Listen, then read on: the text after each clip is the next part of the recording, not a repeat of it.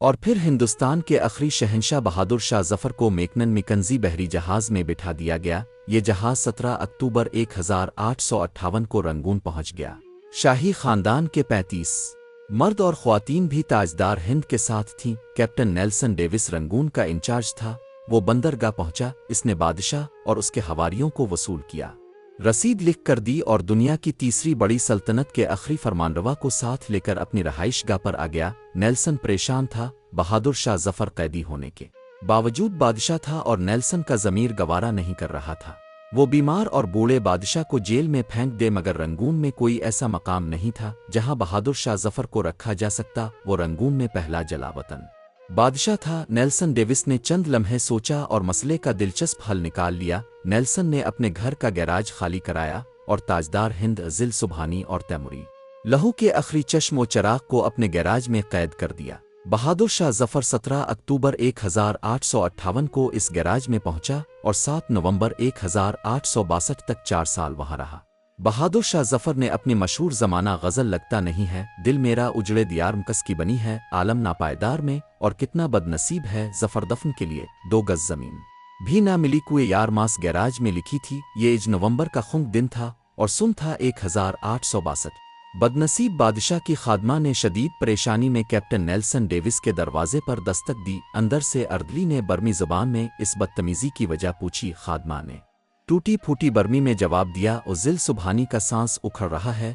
اردلی نے جواب دیا، صاحب کتے کو کنگھی کر رہے ہیں، میں انہیں ڈسٹرب نہیں کر سکتا۔ خادمہ نے اونچی آواز میں رونا شروع کر دیا۔ اردلی اسے چپ کرانے لگا مگر آواز نیلسن تک پہنچ گئی۔ وہ غصے میں باہر نکلا۔ خادمہ نے نیلسن کو دیکھا تو وہ اس کے پاؤں میں گر گئی۔ وہ مرتے ہوئے بادشاہ کے لیے گیراج کی کھڑکی کھلوانا چاہتی تھی۔ بادشاہ موت سے پہلے آزاد اور کھلی ہوا کا ایک گھونٹ بھرنا چاہتا تھا۔ نیلسن نے اپنا پسٹل اٹھایا، گارڈز کو ساتھ لیا، گیراج میں داخل ہو گیا۔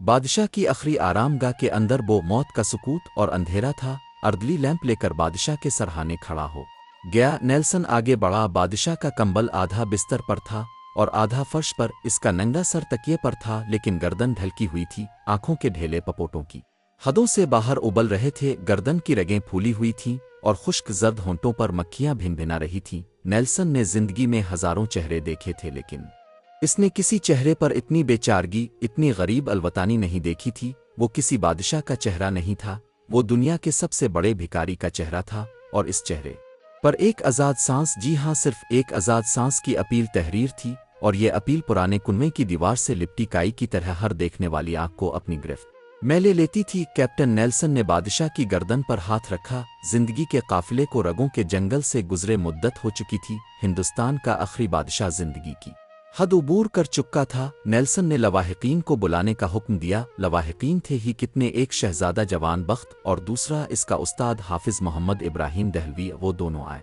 انہوں نے بادشاہ کو غسل دیا، کفن پہنایا اور جیسے تیسے بادشاہ کی نماز جنازہ پڑھی۔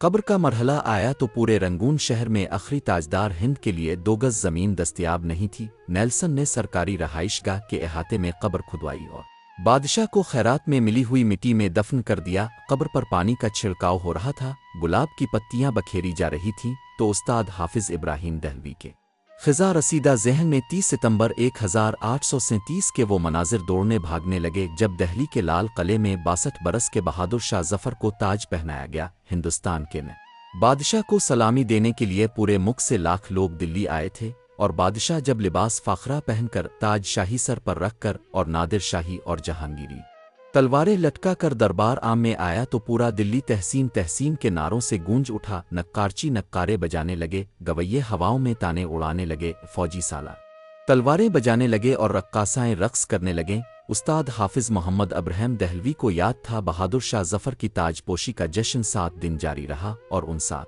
دنوں میں دلی کے لوگوں کو شاہی محل سے کھانا کھلایا گیا، مگر 7 نومبر 1862 کی اس ٹھنڈی اور بے مہر صبح بادشاہ کی قبر کو ایک خوش الحان قاری تک نصیب نہیں تھا۔ استاد حافظ محمد ابراہیم دہلوی کی آنکھوں میں آنسو آ گئے۔ اس نے جوتے اتارے، بادشاہ کی قبر کی پائنتی میں کھڑا ہوا اور سورت توبہ کی تلاوت شروع کر دی۔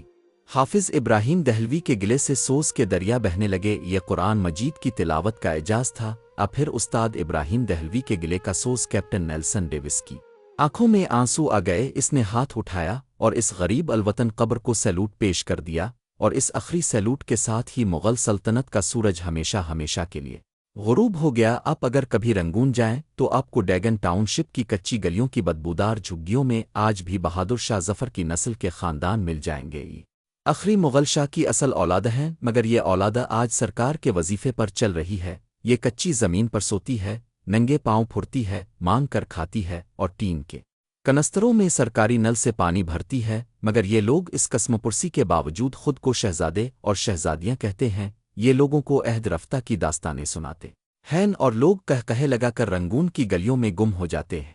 ये लोग, ये शहजादे और शहजादियां कौन हैं?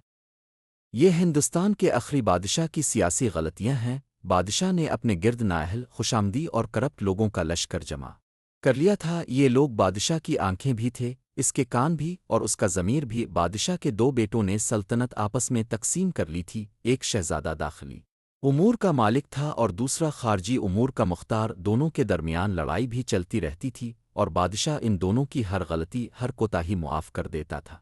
अवाम की हालत इंतहाई नागुफ्ताबा थी। महंगाई आसमान को छू रही थी। खुराक मंडियों से कटाई के मौसमों में गायब हो जाती थी। सौदागर मुनहमांगी कीमत पर लोगों को गंदुम, गुड़ और तरकारी बेचते थे। टैक्सों में रोज़ इजाफा होता था। एक शहजादों ने दिल्ली शहर में कबूतरों के दाने तक पर टैक्स लगा दिया था। तवाइफों की कमाई तक का एक हिस्सा शहजादों की जेब में चला जाता था। शाही खानदान के लोग कत्ल भी कर देते थे तो कोई उनसे पूछ नहीं सकता था। रियासत शाही दरबार के हाथ से निकल चुकी थी। नवाब, सूबेदार, अमीर और सुल्तान आज़ाद हो चुके थे और ये मुग़ल सल्तनत को मानने तक से इनकारी थे। फौज तलवार की नोक पर बादशाह से जो चाहती थी मनवा लेती थी। अवाम बादशाह और उसके ख़ानदान से बेजार हो चुके थे। ये गलियों और बाजारों में बादशाह को नंगी गालियां देते थे और कुतवाल चुपचाप उनके करीब से गुजर जाते थे। जबकि अंग्रेज़ मजबूत होते जा रहे थे। ये रोज़ मुआहदा तोड़ते थे और शाही ख़ानदान वसी तर कौमी मुफाद में अंग्रेज़ों के साथ नया मुआहदा कर लेता था।